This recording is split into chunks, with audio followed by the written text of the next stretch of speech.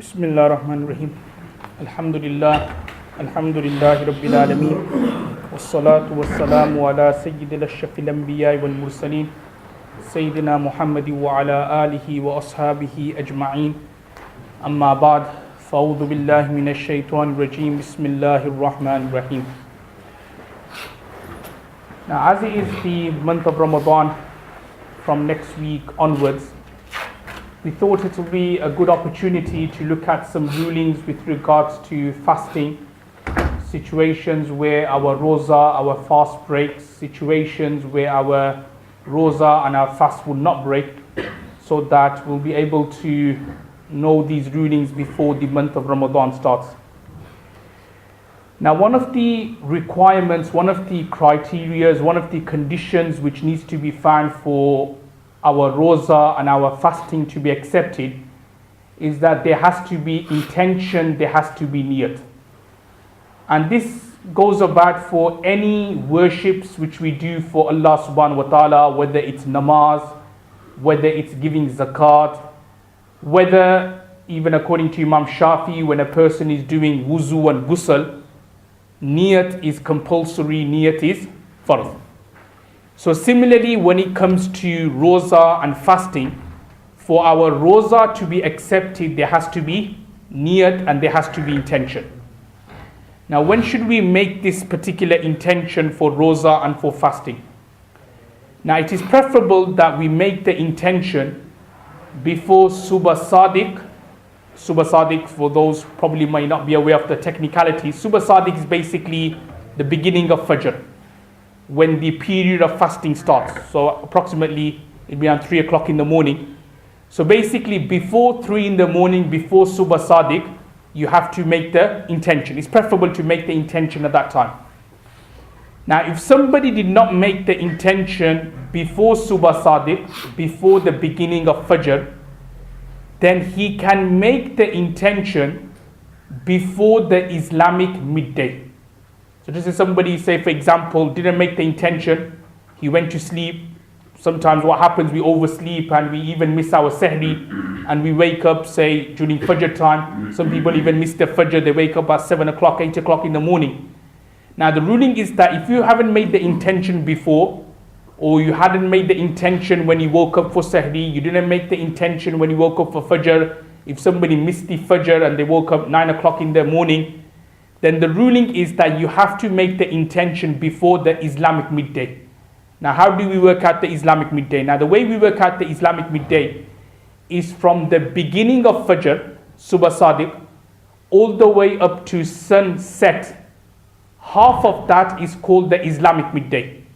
So just say for argument's sake, 3 o'clock in the morning is Subh Sadiq, and 9 o'clock is in the evening is sunset. So that's approximately 18 hours. So 9 hours, i.e. from 3 in the morning up to 12 afternoon, 12 o'clock would be the Islamic midday. So therefore the ruling is that before the Islamic midday, i.e. before 12 o'clock, you should make the intention. If somebody, say for example, had an all night or something, and then he even misses his sahri, misses his fajr, he wakes up say 1 o'clock in the afternoon, and then he realizes, oh, today's Ramadan, and then he makes the intention, his Ramadan is not going to be accepted. So his roza would not be done. He will then have to do qadha after the month of Ramadan. Now, a couple of points to clarify regarding intention. Number one is that intention doesn't have to be said verbally. If somebody makes the intention in his heart, then that would be sufficient. And when you look at it, when we are in the month of Ramadan, we kind of, even though we don't say verbally, but subconsciously we know that we're going to be fasting tomorrow. So that would be sufficient. Or similarly, the scholars have mentioned that if somebody didn't even make the intention verbally, nor did he make the intention subconsciously, but he did something which indicates that he would be fasting the following day. Or in other words, wake up for sahri. Because when you look at it, waking up for sahri is a alamat, is a sign that you're going to be fasting. If somebody was not planning to fast, he would not be waking up for sahri. But waking up for sahri is like a sign, is like a alamat or an indication that he intends to fast. So again, if somebody didn't wake up, or he, say for example, didn't make any intention verbally, nor did he make it subconsciously, but he woke up for sahri, then that would be considered sufficient and his intention and niyat would be done. So the conclusion of this first point is that one of the conditions for roza and fasting to be accepted is that you need to make a intention and niyat. This takes me on to the next point, is regarding sahri. Now, all the ulamas more or less agree that taking sahri is something which is considered a sunnah and mustahab. So it's not like a prerequisite for your roza or for your fasting that you need to take sahri and then your roza would be done or valid. It's a sunnah and it's a good practice. It's something which is mustahab, that before you take the sahri. And it's also considered desirable that a person, he should delay the sahri as much as possible. So you shouldn't really, just for example, if we are going to be fasting from the 3 o'clock, so you shouldn't really take it at 12 o'clock and then go to sleep and then wake up for fajr. Try to delay the sahri as much as possible to the sahri time. The next section which we're going to look at is basically those things which does not break our roza, does not break our fast. Now the first ruling is that if somebody ate or he drank or he engaged in sexual intercourse but mistakenly, out of mistake or out of forgetfulness, then his roza would not break. So just say, for example, somebody ate something and he totally slipped his mind that he was fasting. And he ate something, he drank something, had a glass of water, had a cup of tea, and then he realized that I'm fasting. Then his roza and his sawm would not break.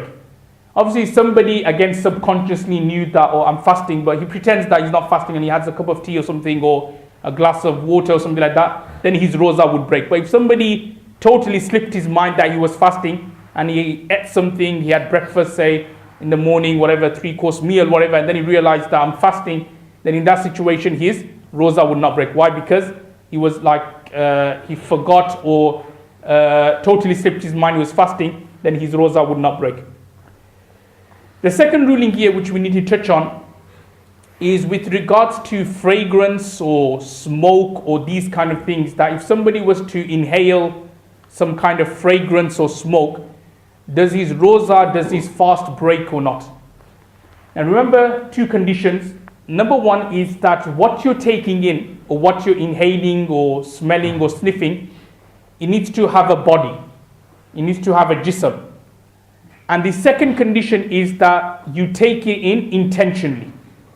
So just say, for example, if there's like a factory nearby and there's smoke bellowing, or just say if it's a busy day on the roads and smoke from the exhaust is bellowing around.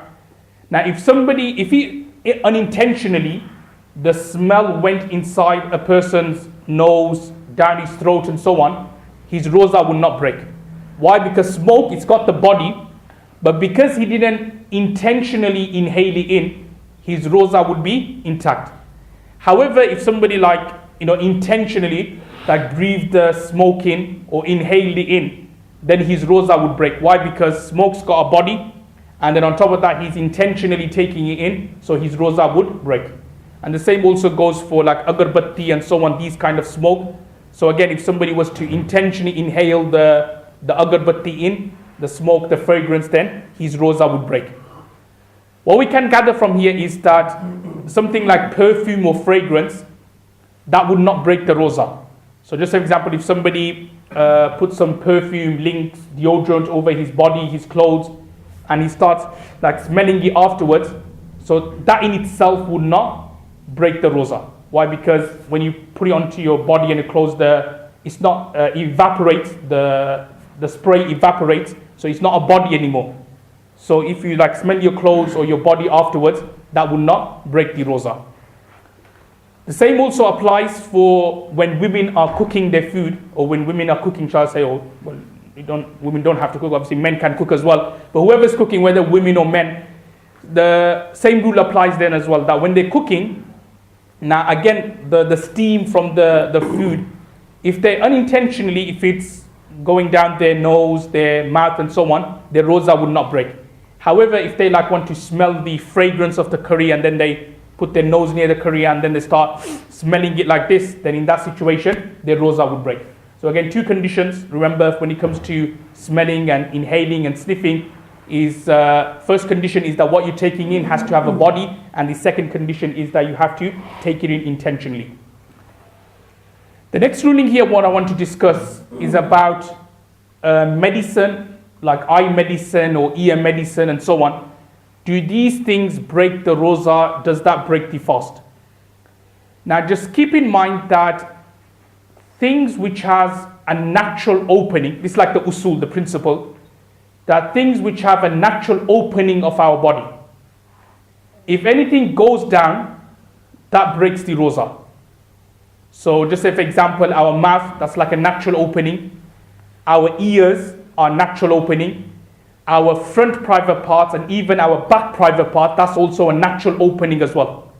So that's why it's mentioned in the books of fiqh that if medicine was inserted into a man's private parts, from his back in particular, then his roza would break. So that's why it normally says that in the books of fiqh that any kind of medicine which is put into the front private part, back private parts, the roza and the fast breaks. Similarly, something which goes down, your roza and the fast breaks. Now let's look at the two rulings here. Just keep that principle in mind. Now let's look at the two rulings which I want to mention about eye medicine and ear medicines. Now with regards to eye medicine, firstly the roza doesn't break. Why? Even the classical fuqaha have said this is because there isn't a kind of opening or a passage from the eyes to the brains. There isn't a kind of like a passage from the eyes to the brain. So therefore any kind of medicine which you put in the eyes is not going to benefit your brain, hence your roza would not break. Now with regards to medicines put into the ear, now in the books of fiqh it's mentioned, as I said, because the ear is a natural opening, so therefore it's mentioned in the books of fiqh that if any medicine was to go inside your ear, because it benefits your brain, so therefore your roza and your fast will break. And the fuqaha have also said the same with regards to women taking smear tests, where they like insert something into their private parts. They've said the exact same thing, that because there is a passage from the woman's private parts to her stomach, so again inserting something there would also break a roza as well. Now you need to realize that the fuqaha of the past, they gave rulings based on the information they had at that time. So the information they had at that time was that there is a passage between the ears and the brain. There is a passage between the woman's private parts and her stomach. Hence they gave the fatwa ruling that anything which is inserted through these two areas, the roza and the fast will break. Now obviously those who are in the field of medicine will know that modern research tells us that there isn't a passage from the ears to the brain. Similarly, there isn't a passage from the private parts directly to the stomach.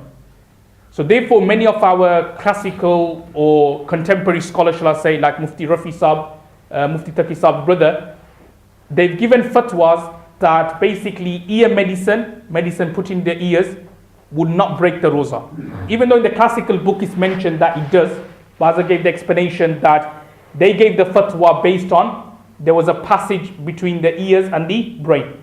But obviously medical research nowadays tells us that there isn't a passage, so therefore medicine placed in the ears would not break the roza, and similarly smear tests would not break the roza.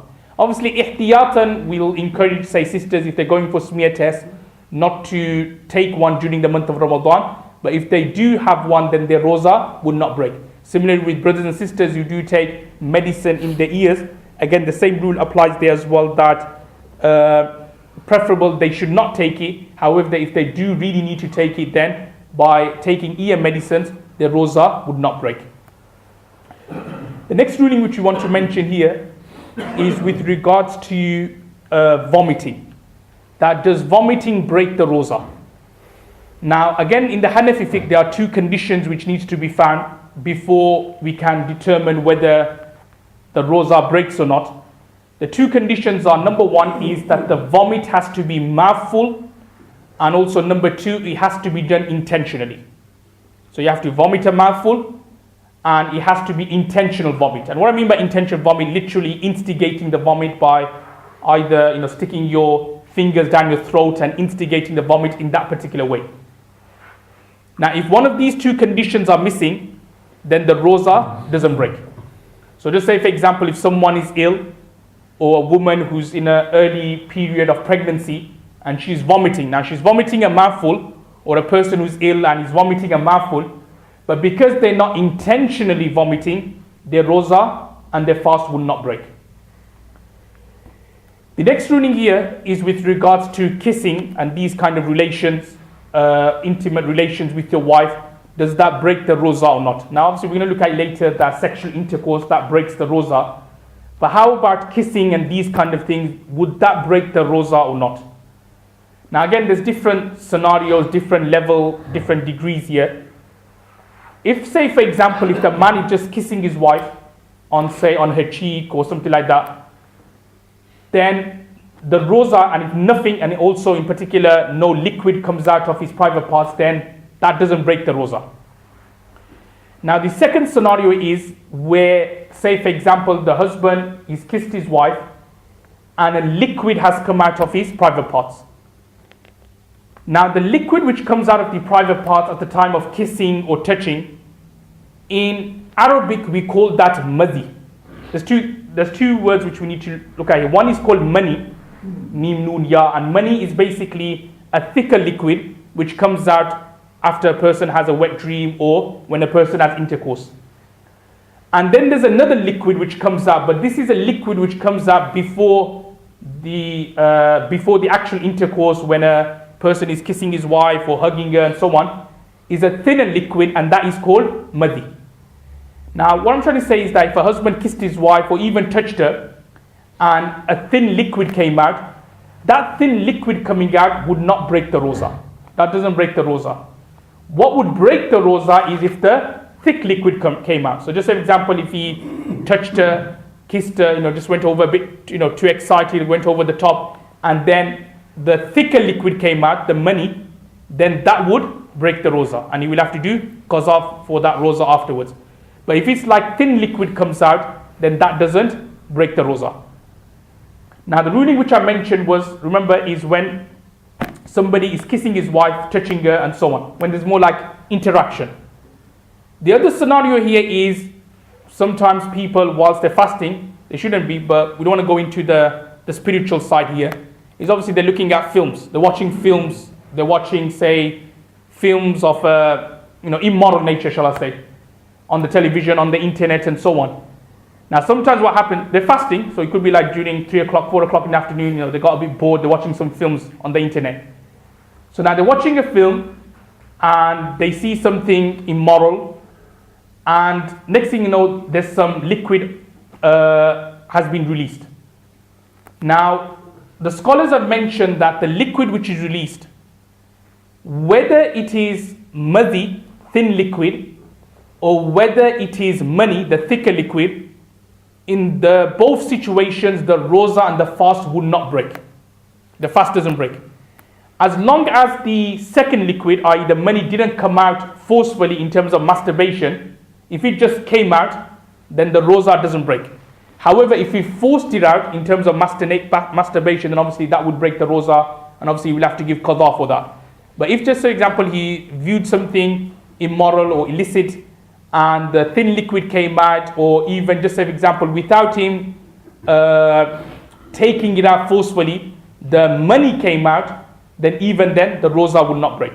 Okay, the roza doesn't break. Obviously, it's not something advocated that you should be doing or something like that, but obviously in terms of the rules and the fatwa, the roza doesn't break. But obviously if he intentionally took it out, then the roza would break. And the same also applies, this ruling about thinking about a girl or fantasizing about a girl. Again, these things are unlawful and haram, but obviously being said for the purpose of the ruling and the masla. So again, same rule applies there as well. If somebody thought about a woman and then thin liquid came out, or fantasized about a woman, again, I'm making clear, it's not like he masturbated and it came out. The mani then came out because of the passion and his thoughts. Then in that situation, again, the roza and the fast would not break. The next ruling here is with regards to taking blood tests. That is, blood test, is that permissible in the state of fasting? Now, according to the Hanafi fiqh, taking blood out does not break the roza.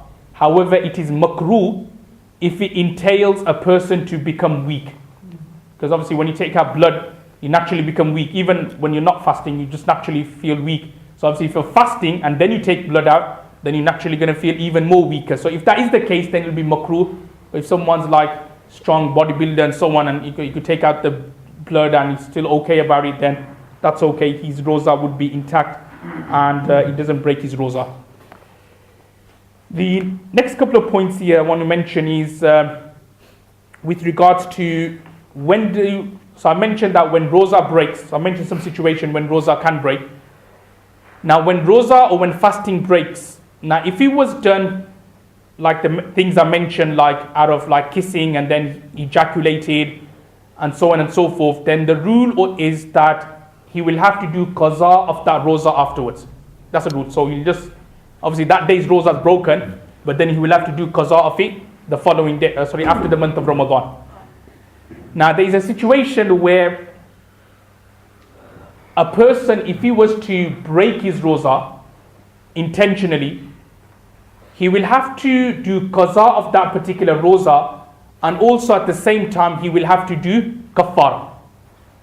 And that only applies when a person intentionally was fasting, so he was fasting, but intentionally he broke his roza by eating, drinking, or having intercourse.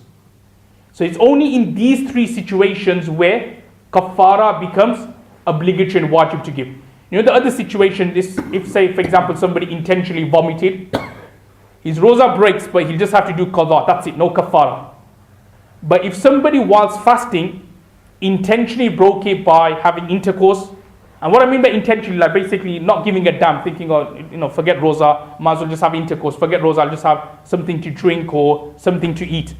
So if somebody intentionally, without giving a damn, breaks his roza, then what would happen? He has to do qadha of that roza, and also on top of that he will have to give kafar and expiation. Which then takes me on to another rule here, which some people sometimes get mixed up, is, as I said, kafara only becomes obligatory when you break the roza. Now you have some people, even a lot of people I shall say, who don't fast. And especially nowadays when the fasting is quite long, you'll get a lot of people, they don't fast. They're Muslims, but they don't fast. So what will happen is that they have no intention of roza. So they'll wake up normal, 8 o'clock, 7 o'clock, whatever time they wake up. They'll have breakfast, they'll go work, they'll have lunch. They just treat it as like a normal day. Then what happens is that, say, a few years down the line, Allah gives them tawfiq, they do tawbah, they repent from their actions. Now the question is that they want to now do qadha of the rozas they missed.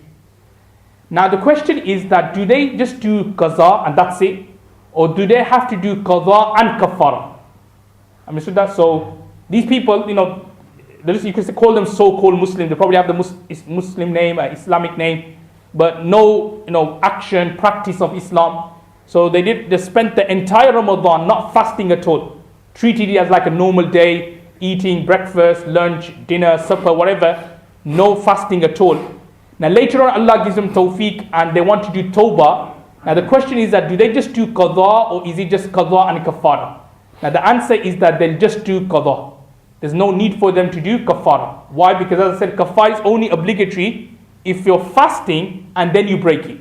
But these people in the first place, they didn't even make the intention to fast. They just treat it as like a normal day. So therefore when they, if Allah gives them tawfiq and hidayat afterwards and they want to do qadha for their mistakes, so you just tell them that qadha would be sufficient and there's no need for them to give kafara and so on. Some other rulings here regarding smoking. Now obviously if somebody was to smoke whilst fasting, so his roza would break and he doesn't have to give kafara. So qadha would be sufficient. And the same rule also applies with regards to hookah as well. That if somebody was to inhale or take hookah or was to smoke it and so on, then his roza would break. Now moving along to the next section, some rulings with regards to women. Obviously women, those who are on their periods, those who are on childbirth, everybody knows that they are not allowed to fast, but they will have to do qaza of the fast which they have missed after the month of Ramadan. Obviously they don't do qaza of their prayers, but they do qaza of rozas and fasting. Another ruling is that if a woman is pregnant, is she required to fast or not? Now remember, being pregnant isn't actually a udhr, isn't actually an excuse to skip roza. Many women think that just because they're pregnant, they don't have to fast. No. It's only what the Sharia says is that if a woman is, say, for example, heavily pregnant, and she fears that if she was to fast, then it's going to affect the child, then the Sharia says that, okay, there's no need for you to fast. But after the month of Ramadan, when you obviously give birth and you're a bit more better, then you will have to do qaza of those days. But if a woman is, say, in her early pregnancy, 2 months, 3 months, and she's able to fast and so on, it's not going to affect the baby, then in that situation it is obligatory for her to fast. So what I'm trying to say is that just being pregnant isn't a udhr, isn't an excuse to miss fasting. Okay, it's only the Sharia says that if she's heavily pregnant and obviously there's danger on the child, then we tell her, okay, you don't have to fast now, but afterwards, after the month of Ramadan, you'll do qaza of them. What I'm trying to say is that just being pregnant doesn't actually exclude someone from fasting. Now some other ruling here with regards to people who are ill. Now as Allah says in the Quran, فَمَنْ كَانَ مِنْكُمْ مَرِيضًا أَوْ عَلَى سَفَرٍ فَعِدَّةٌ مِنْ أَيَّامٍ أُخَرٍ, which means that people who are ill, people who are traveling, then they are exempt from fasting. Now what kind of illness are we referring to here? Now the scholars have mentioned, or the jurists have said, that the illness has to be such that a person fears that if he was to fast, his illness will be aggravated or his illness will increase. Or if he was to fast, there is a danger of his life. So just say if somebody is really, really bimar, really, really ill, and if he was to fast, there's a danger that his illness may increase, or there's a danger that it could take him towards maut and death. Now this particular definition given by the jurists and the fuqaha, as you can see, is very broad, and it's also at the same time open to abuse, in terms of people could say, oh, I've got a headache, if I was to fast then my illness is going to increase, so let me just skip fasting today. Now the scholars have also mentioned that this definition which I've just given, there are two folds to it. Either number one, somebody's got experience before, tajruba, or number two, the doctors have given him advice, a God-fearing Muslim doctor. So what I mean by that is that somebody's got experience, like when he falls ill and he fasts, then his illness increases or is aggravated. Or the doctor has told him that, look, if you are to fast, then there's a danger on your life. So what I'm trying to say is that if that person's got tajruba experiences that when he fasts and he's ill, his illness increases or it nearly takes him to death, or the doctor has said to him that, look, if you are to fast, then your illness will be aggravated or take you to death, then in that situation, he's exempt from fasting. But if somebody's got no other experiences like this from before, nor has a doctor told him, and he just like, bahana as we call it, just wants to skip fasting, and he's just got a headache and he says that, I don't want to fast today, my illness is going to increase, then that's not a valid excuse for that person to miss the roza and miss the fast. Now a couple of more rulings with regards to people who are ill and so on. First ruling here is with regards to injection, that does injection breaks the fast? So the answer is no. So injection, they do not break the fast. Even insulin and these kind of things, they don't break the fast. Why? Because the insulin kind of dissipates into the veins and the blood, so it doesn't directly reach the brain and the stomach. It does, but it's through wasta, through like other means, so therefore the roza doesn't break. Which then takes me on to the next point about those who have diabetes. So how do they fast? Do they fast firstly? And if they do fast, then what should they do? Now those who have diabetes, there's few questions need to be posed to them. Firstly is that is their diabetes such that they can actually keep the fast by taking 1 or 2 insulins or 1 or 2 injections throughout the day? Because I just said injections are okay, your roza doesn't break. So if the diabetes is such that they can actually survive the whole day, and whenever they need anything, they just like take 1 or 2 injections, then they are required to fast. Okay, it's obligatory for them to fast. Now, if, however, the diabetes is quite severe, that insulin or injections are not sufficient, they have to eat something solid, then the next order or the next hukum will propose to them is that, okay, don't fast, during the longer days, but can he do qaza of it during the shorter days? Like say in November, December time, when you're only fasting for around 8-9 hours. So can they do qaza of the 30 days during November, December? Now if the answer is yes, then tell them, okay, you could like have a holiday now, but obviously in November and December you need to then fast. Obviously, if say for example, they say that no, even 8-9 hours we can't fast, it's really difficult for us, then in that situation they are now exempt from fasting. They're now ma'zur, and obviously those who are ma'zur, those who are old and who are unable to fast, then what they have to do is they have to do or give fidya for every fast. And the fidya is the sadaqah fitr amount, around £2.50, £3. So every roza they miss, they have to give £2, £3 to the poor and to the miskin. The second exception which Allah mentions in the Quran, those who are exempt from fasting are a musafir and a traveler. Now again, this rule is also kind of, sometimes people misunderstand it. The Quranic verse tells us that those who are in the state of traveling, they are exempt from fasting. Now what the Sharia tells us is that at Subh Sadiq time, when the period of fasting starts, you have to be in the state of traveling at that particular time. So just say for example, somebody's, just an example, he's 3 o'clock, just say 12 o'clock at night time, his flight is from say Birmingham to Pakistan. So he's going to fly out 12 o'clock. So now 3 o'clock when he's like obviously in the plane now and he's traveling. So because at that time he is now a musafir, so therefore that person's got the leeway, the rukhsa, not to fast. Now just say for example somebody, he's planning to travel but later on in the day. But at Subh Sadiq time he's still in Birmingham. So Subh Sadiq time, 3 o'clock in the morning, he's still in Birmingham, but he plans to go to Pakistan, just say his flight's at 10 o'clock in the morning. So that individual would not be exempt from fasting. In other words, he will have to fast.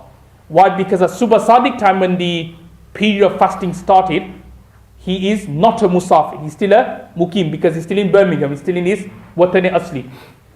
The Sharia says that if at Subh Sadiq time you're in the state of traveling, you're a musafir, or you left the boundary of the city and then you're traveling, then obviously you've got the leeway of not fasting and so on.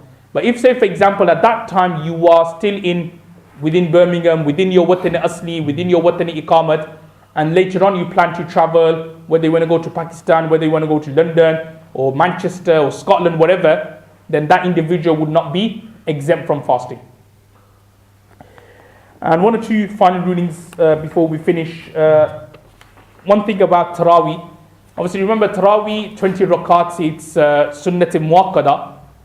And 20 rakats is Sunnat Muakkada. Not like 8 is Sunnat Muakkada and 12 is Nafal, so you just get away with 8 and so on. No, all 20 is Sunnat Muakkada. Obviously don't want to go into too detail, but that's the Sunnah of the Khulafa Rashidin, the Sunnah of Sayyidina Umar bin Khattab radhiyallahu anhu. And there are some hadiths where it talks about 11 rakats, 8 rakats and so on. So as you know, the interpretation which we give of those hadiths are that is based on tahajjud. That Rasulullah sallallahu alaihi wasallam prayed 8 rakats of tahajjud. But when it comes for Taraweeh, it's always been 20 rakats. There are some hadiths of Sayyidina Umar bin Khattab radhiyallahu anhu himself reading 11 rakats, or telling Ubay bin Ka'b radhiyallahu anhu to read 11 rakats as mentioned in Muwatta Malik. So even Imam Malik himself commentates on this hadith and he says that initially Sayyidina Umar bin Khattab radhiyallahu anhu gave the order that just pray 8 rakats and the recitation will be very, very long. But then he realized that look, it's going to hurt people's legs and it's going to hurt people and be too difficult for them. So what Sayyidina Umar bin Khattab radhiyallahu anhu did was he increased the rakats to 20, and so that the recitation is slightly less and decreased. But anyway, the nutshell is that 20 rakats Sunnat Muakkada, and you have to read all 20. If you just go after 8 or go after 10 and so on, you're going to be missing out on an emphasized Sunnah of the Khulafai Rashidin. So obviously, and as I mentioned before, probably about the ruling of Sunnat Muakkada is that if you just Kabi Kabar, you miss it, then there's no sin. However, if you continuously doing it, continuously missing it, like say the 2 rakats before Fajr, that's Sunnat Muakkada. Now if you continuously miss it, you get guna for that. Now remember, the month of Ramadan is a blessed month in itself, And obviously, as you know, the hadith that when you do one good deed, you get 70 times reward. Similarly, if you do something guna or something haram in the month of Ramadan, you get double sin. That's the qanun, that's the qaida of Allah subhanahu wa ta'ala, that in the haram even, which is a blessed place. Now, if you do something good there, you get so much reward. But if you do something haram or sinful, you'll get double sin. That's why it's mentioned there were two people. This is like obviously before Rasulullah sallallahu alaihi wasallam's time, because obviously the haram, the sanctified area of Makkah, it's been haram and sanctified since the creation of this world. So there were two people, their name slipped my mind, but they committed zina inside the haram. So Allah subhanahu wa ta'ala's azab came and turned them into stones. It's mentioned then what happened was the Arabs, the pagans of Makkah, they then placed these two stones near Marwa and Safa. And what happened was that even they, afterwards, they started worshipping them. There was supposed to be ibrat and a heed for everyone, lesson for everyone, but they then started worshipping them. But what I'm trying to say is that if you do something sinful in blessed months, blessed places, in the masajids and so on, gunas are multiplied. So exactly same here as well, that 20 rakats is sunnat muakkada. You can't get away with 8 or 10 or 12 and so on. You have to read all 20. And the second ruling, obviously, I want to mention just very briefly is regards to itikaf. So as I mentioned, that a masjid which is a Shari'i masjid, which has been defined as a Shari'i masjid, then obviously itikaf for 10 days is sunnat in that particular place. Sunnat muakkada al-kifaya, which means that if no one does itikaf in that particular masjid, then the entire community will be considered sinful for missing out a sunnat muakkada, which I already explained, will be multiplied the sin in the month of Ramadan. So basically itikaf is a sunnat muakkada to do in the last 10 days of Ramadan. Also women as well, if they can also do sunnat muakkada itikaf, but they have to do it in the homes. Other schools of thought say that they can come in the masjid and do it, but in the Hanafi fiqh the ruling is that they will have to do it at home, in particular, in preferably their private chamber or a room which they specifically pray the namaz in. They should try to do that. If they don't have a room, then in their bedrooms they should try to do sunnat itikaf if they can. And if they are doing sunnat itikaf, then all the rules which apply for men also apply for women as well. I.e., the room, their bedroom, where they are planning to do the sunnat itikaf, they can't leave that without any reasons. Okay, so just for example, if they want to help out downstairs, so they can't just leave the sunnat itikaf and go downstairs and help out with the cooking, or if they want to go outside and hang their clothes, they won't be allowed to do that if they're doing sunnat itikaf.